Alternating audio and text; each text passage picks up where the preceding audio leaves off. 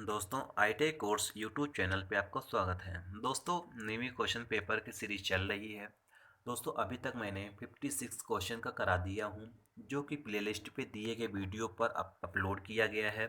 उसमें से आप जाकर बिल्कुल देखिए। दोस्तों यदि आपने आईटीआई कर रहे हैं, यदि आईटीआई करके रखा है, आपको ये दोनों लोगों के लिए हेल्पफुल वीडियो रहेगा, क्योंकि ये जो क्वेश्चन पेपर लिया है मैंने, ये नेवी मॉक टेस्ट के द्वारा आया है। दोस्तों ये जो पेपर अभी सीबीटी एग्ज़ाम होते हैं आईटीआई स्टूडेंटों का, उनको ये बहुत बहुत इम्पोर्टेंट पेपर है। दोस्तों अभी जो क्वेश्चन पेपर आते हैं, इन्हीं सारे क्वेश्चन पेपर आते हैं, मैंने मिला चुका हूँ। दोस्तों जो ये पेपर है, ये पेपर जो हमारा, तो ये इलेक्ट्रीशियन थ्योरी का पेपर है और डीसी मोटर से संबंधित क्वेश्चन पेपर आपको इसमें से मिलेंगे। दोस्तों मॉड्यूल नंबर ये 3 है, 2 है और सेमेस्टर 3 का क्वेश्चन पेपर है। चलिए आते हैं दोस्तों अभी क्वेश्चन पेपर पे। दोस्तों अभी तक हमारे चैनल को आपने सब्सक्राइब नहीं किया है, तो आईटीआई कोर्स यूट्यूब चैनल को आप सब्सक्राइब कर लीजिए और अपने दोस्तों तक शेयर कर दीजिए। दोस्तों आते हैं क्वेश्चन पर। 57 नंबर क्वेश्चन बता रहा है, पूछ रहा है कि आर्मेचर बाइंडिंग प्रतिरोध को मापने के लिए किस उपकरण का उपयोग किया जाता है। दोस्तों जो हमारी आर्मेचर बाइंडिंग और फील्ड बाइंडिंग होती है, उसमें से कुछ रजिस्टेंस होता है, जिनको हम रजिस्टेंस को मेजर करने के लिए, नापने के लिए जो यूज करते हैं, तो उसका नाम है केल्विन ब्रिज। दोस्तों हम केल्विन ब्रिज के माध्यम से हम आर्मेचर बाइंडिंग का प्रतिरोध नाप लेते हैं।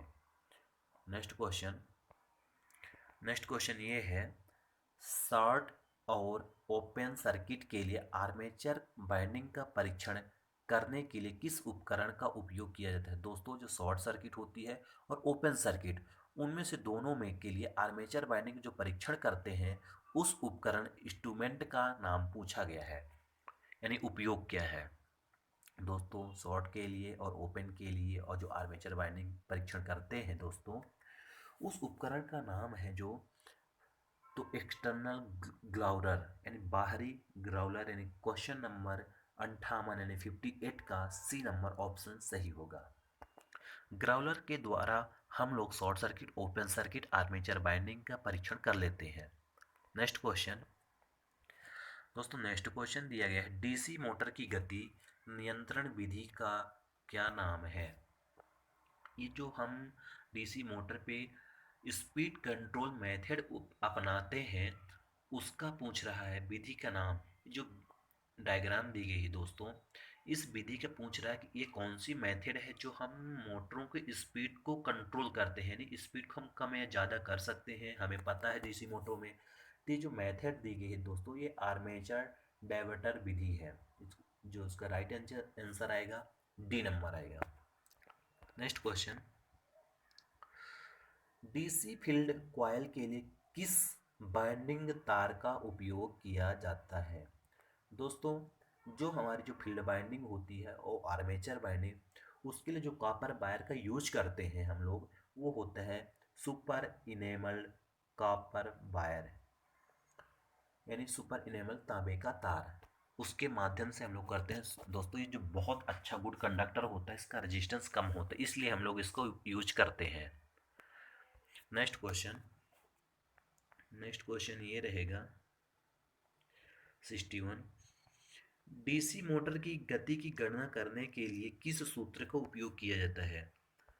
दोस्तों जो हम लोग स्पीड, यानी डीसी जो मोटर होती है, उसकी स्पीड को मेजर करने के लिए जो हम लोग सूत्र यानी फार्मूला यूज करते हैं, वो फार्मूला होता है एन बराबर E B minus by five. यानी इस एन होता है स्पीड को रिप्रेजेंट करता है, ई बी यानी बैक ईएमएफ, फाई यानी फ्लक्स। इसके माध्यम से हम लोग डीसी मोटर की गति ज्ञात कर सकते हैं। नेक्स्ट क्वेश्चन ये है, 4 पोल डीसी मोटर की आर्मेचर में डुप्लेक्स लैप बाइंडिंग में कितने समानांतर रास्ते होंगे। दोस्तों जो हमारे 4 पोल की डीसी मशीन है, डुप्लेक्स लैप बाइंडिंग, बाइंडिंग दो तरह की हो, लैप बाइंडिंग, वेब बाइंडिंग। अभी मैंने जो क्वेश्चन पे आया है लैप बाइंडिंग है, और डुप्लेक्स है, तो इसको हम लोग मल्टीप्लाई कर देंगे। मैंने कल ही बताया था, लैप बाइंडिंग वेब बाइंडिंग समानांतर पथ की संख्या पोल की संख्या के बराबर होती है।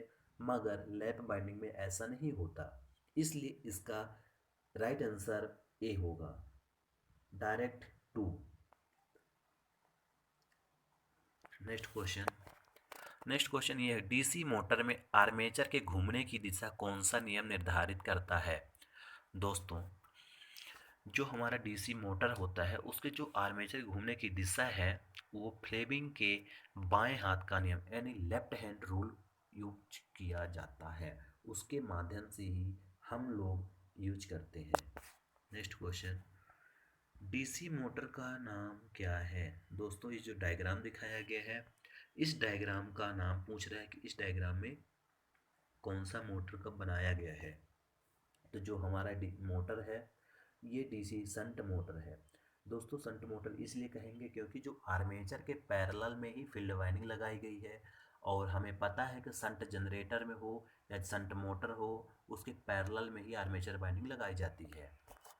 Next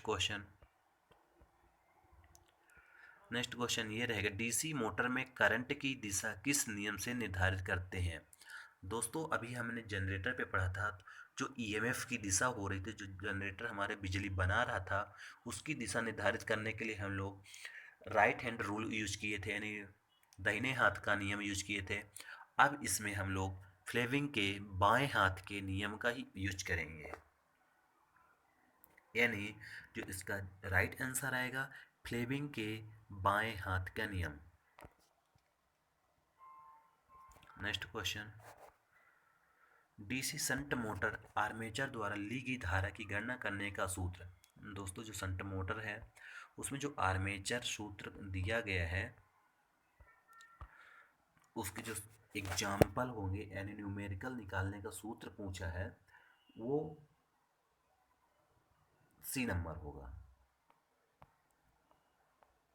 next question, DC motor में फ्लक्स की दिशा की पहचान करने के लिए कौन सा नियम लागू किया जाता है? दोस्तों, जो 67 क्वेश्चन नंबर है, जो हमारे मोटर में फ्लक्स होता है उसका जो हम दिशा ज्ञात करने के लिए कौन सा नियम लागू करेंगे? दोस्तों, इसको जो नियम होगा, इसको जो राइट आंसर आएगा फ्लेमिंग के बाएं हाथ के नियम के द्वारा हम लोग आता है। नेक्स्ट क्वेश्चन, डीसी मोटर के प्रकार को नाम दे। जो डीसी मोटर दिया गया है, इस डीसी मोटर का नाम पूछा गया है। अभी हम लोग इसके पहले वीडियो में डीसी जनरेटर के बारे में इसी तरह के क्वेश्चन मिल रहे थे, अब ये डीसी मोटर के बारे में क्वेश्चन मिल रहे हैं। तो जो इसका जो राइट आंसर होगा, ये जो डायग्राम दिया गया है तो शॉर्ट सन कंपाउंड जनरेटर का दिया गया है, क्योंकि इसके ओनली यानी सिर्फ आर्मेचर के फील्ड में पैरेलल बाइंडिंग यानी शंट फील्ड बाइंडिंग की गई है और उसके बाद सीरीज बाइंडिंग की गई है, इसलिए शॉर्ट सन कंपाउंड मोटर का डायग्राम है। नेक्स्ट, डीसी मोटर में ईएमएफ की गणना करने का सूत्र। दोस्तों, वही होगा जो हमारे डीसी मोटर में था, जनरेटर में था। अब इसमें जो डीसी मोटर में होगा ये EB बराबर P5ZN बटे 60 है, यही अभी जनरेटर में हम बताए थे। नेक्स्ट क्वेश्चन, ये इक्विपमेंट दिया गया है यानी उपकरण का नाम क्या है? दोस्तों, ये जो उपकरण है यानी ग्राउलर का होगा, क्योंकि हम लोग ग्राउलर के द्वारा ही short circuit open circuit armature का निकाले थे सर्किट का, इसलिए अभी जो हमारा दिखाया गया है ये इसको जो राइट आंसर आएगा ग्राउलर आएगा, यानी D number, right answer D होगा। तो अभी डी होगा इसका जो राइट आंसर है। नेक्स्ट क्वेश्चन ये है कि यदि कॉइल पिच पोल पिच से कम है तो बाइंडिंग का नाम क्या है? दोस्तों, एक कॉइल पिच होती है और पोल पिच, यदि पोल पिच से कॉइल पिच कम है तो जो हमारी बाइंडिंग कहलाएगी ये बाइंडिंग शॉर्ट सर्किट यानी कंडक्ट बाइंडिंग कहलाएगी, यानी छोटी बाइंडिंग कहलाएगी। इसका जो राइट आंसर आएगा डी आएगा।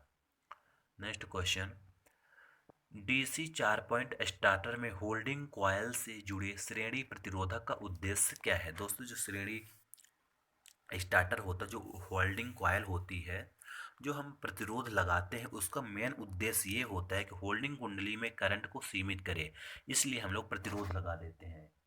इसका जो राइट आंसर है कि limit the current in holding coil. Next question, DC series motor की किस गति नियंत्रण विधि का उपयोग इलेक्ट्रिक ट्रेन के लिए किया जाता है?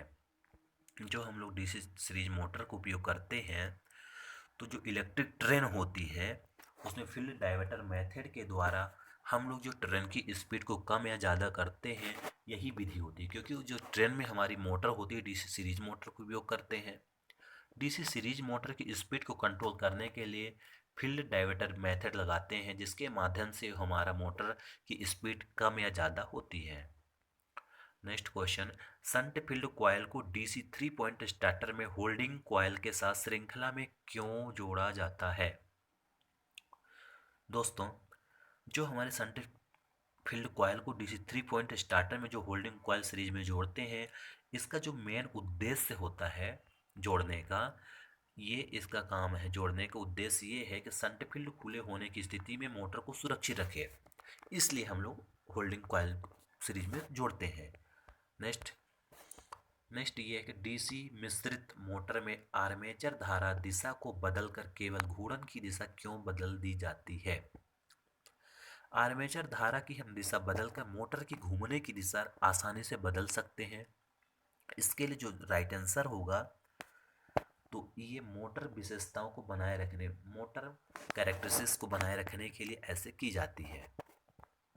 Next question, DC shunt motor में सामान्य गति से नीचे कौन सी गति नियंत्रण विधि प्रदान की जा सकती है? दोस्तों, दो हमारे जो मोटर की स्पीड को कम या ज़्यादा करने की जो विधि होती है, दो विधि होती है। एक विधि ये होती है कि फील्ड में हम डाइवर्टर लगा के उसको स्पीड को हम सामान्य यानी मैक्सिमम स्पीड से ज़्यादा कर सकते हैं।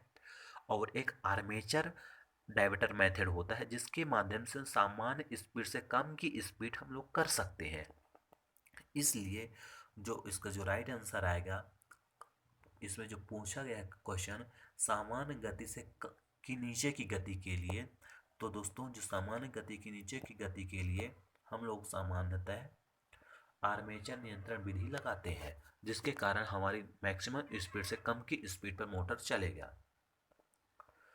नेक्स्ट क्वेश्चन, उद्योगों में डीसी मोटर को शुरू करने के लिए स्टार्टर क्यों आवश्यक है? दोस्तों, क्या होता है, मोटर कभी कभी हम लोग मोटर को बिना स्टार्टर के चलाना चालू कर देते हैं, जिसके कारण हमारा मोटर जलने की स्थिति आ जाती है और वोल्टेज में गिरावट आती है, जिसके लिए हमारे उद्योगों यानी कंपनी इंडस्ट्री में हानिकारक है। और मोटर को जलने से बचाने के लिए हम लोग जो वो होता है स्टार्टर को उपयोग करते हैं। और मेन कारण ये है कि स्टार्टर लगाने से हमारी मोटर सुरक्षित चलेगी, हम उसको आसानी से ऑन या ऑफ कर सकते हैं और जितने बार चाहे उतने बार हम चालू बंद कर सकते हैं स्टार्टर के माध्यम से। जो स्टार्टर होती है तो आर्मेचर करंट को कम करके मोटर को चालू करती है, जिसके कारण हमारा मोटर जलने से बच जाता है। जो इसका राइट आंसर आएगा दोस्तों, इसका राइट आंसर बी नंबर आएगा। Thank you, thank you. Like करें, सब्सक्राइब करें, मेरे चैनल को दोस्तों तक शेयर जरूर करें।